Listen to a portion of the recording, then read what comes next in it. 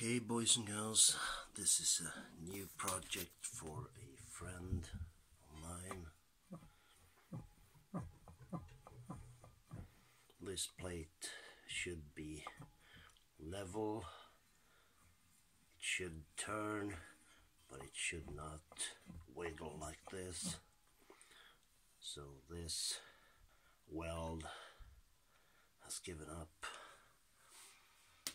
So I'm gonna replace it with a new weld, and hopefully he's gonna be able to use his chair to rest in.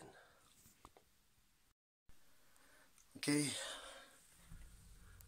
this is my friend's chair undercarriage. So this is how it turned out. I have welded over the old weld